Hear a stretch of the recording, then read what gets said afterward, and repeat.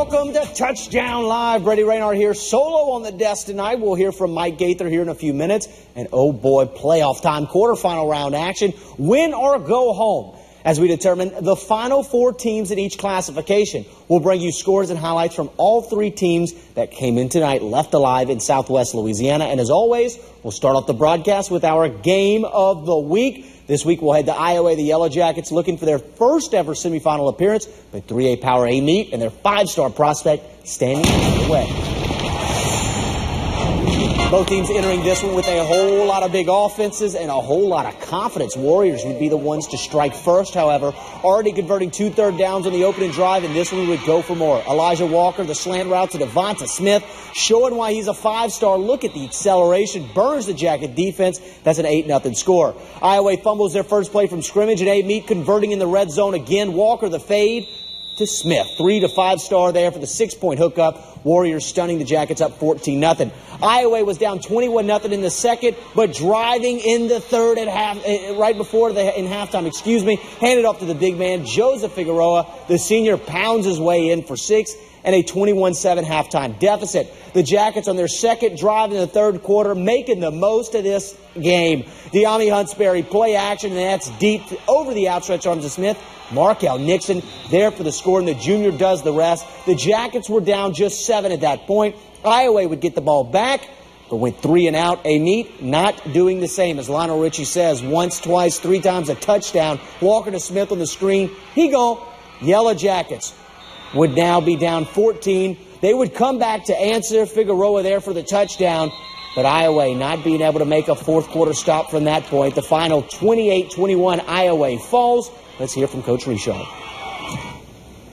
Obviously, not real good, but we're not going to let one game define us as a person or the character of our football team. We set a school record for wins in a single season, won an undefeated district championship, made it all the way to the quarterfinals, and we lost to a really good A-Meet team. Not going to take anything away from them. They're a good ball club. The character that these kids are going to leave with, our 9 seniors from this season, is something you can't get anywhere else but out here with hard work. So, they made us proud, made our whole community proud. Absolutely great words there. All right, we're just getting warmed up here on Touchdown Live. Jennings and Kinder both still to come. Both teams hoping for a quarterfinal matchup, and maybe semifinal matchup is what they're hoping for in their future. We have highlights postgame for both. TDL, we'll be right back.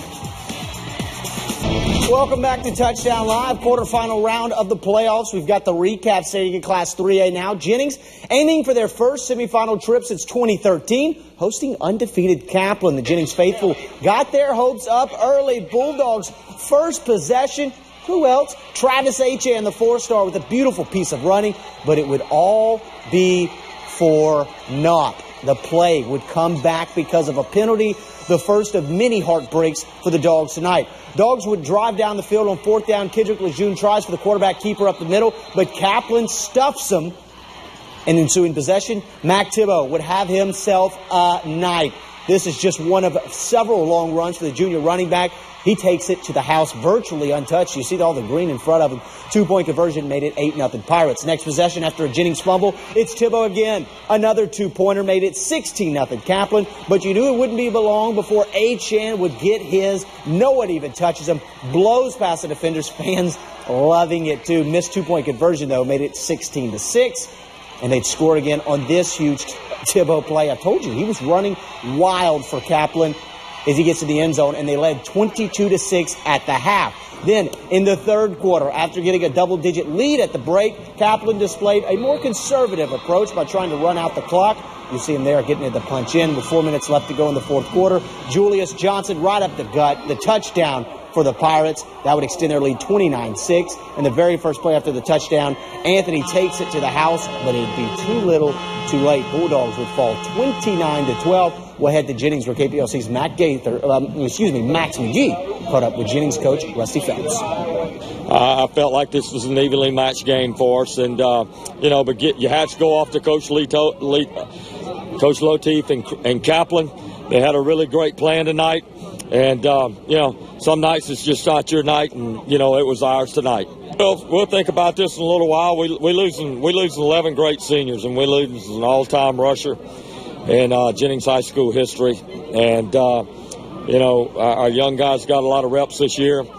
he helped them so much with, learning how to run this offense. And, just proud of him, proud of the whole senior class, and, wish him the best of luck. And I'm sure that's not, in fact, I'm more than sure, I know that won't be the last time that we hear from Travis Etienne. All right, Touchdown Live continues here in just minutes with the Yellow Jackets of Kinder, the defending 2A champs, hoping to be our lone team now in the semifinals in a tough environment in Sterlington. Highlights when we return. All right, welcome back to Touchdown Live in the home stretch now. Just one game remaining, dropping down to Class 2A. Kinder hoping to make it back to the Dome to defend their title, but Sterlington is then getting the Jackets' way to a trip to another semifinal appearance. And how about the battle right outside of Monroe? Kinder, Sterlington squaring off. It's a rematch of the 2014 state semifinals. And the Black Train hoping to roll back to the Dome for that fourth straight year. First quarter, Kinder trailing 7-0. Taylor Johnson getting the work up the gut, tying it all up at 7. And in the second, though, Clowers attacking the right side of the Kinder defense. Jump ball, and Austin Mears comes down with it, and he's got reservations for 6. Sterlington was up 21-7, but Kinder answers right back. Johnson on the fake sweep to the right, rolls out, and that's Traven Cheney there for the grab. Kinder would cut the lead 21-14.